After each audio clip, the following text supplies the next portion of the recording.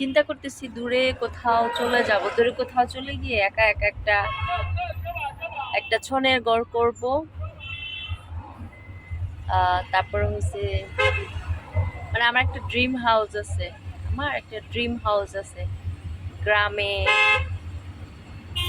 সেই গ্রামে ছোট্ট একটা ছনের ঘর থাকবে, তারপর কলা পাতার বেড়া থাকবে, তারপরে হয়েছে ছোট্ট একটা রান্নাঘর থাকবে, খুব গোছানো থাকবে, ঠিক আছে, খুব গোছানো থাকবে।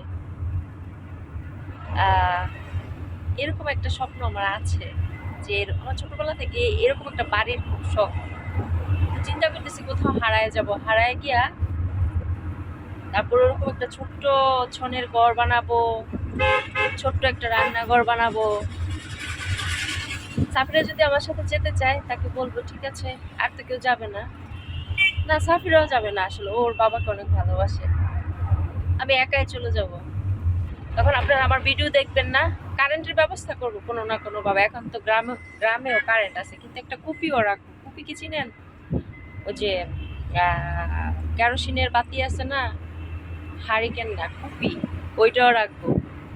লাইট অফ করে যখন ফোন ফোন চার্জ দিব শুধু লাইট দিয়ে, আর আমার ঘরে থাকবে কুপির আলো।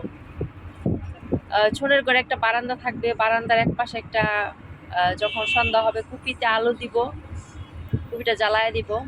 আপনারা আমার ভিডিও দেখবেন না তখন, আমার ছোট্ট ছনের ঘরের ভিডিও? প্লিজ কমেন্টস করে কিন্তু অবশ্যই জানাবেন কে কে আমার ছোট্ট ছনের ঘরের ভিডিও দেখবেন, আমার স্বপ্নটাকে যদি কখনো বাস্তবায়ন করতে পারি। ভালো থাকবেন সবাই।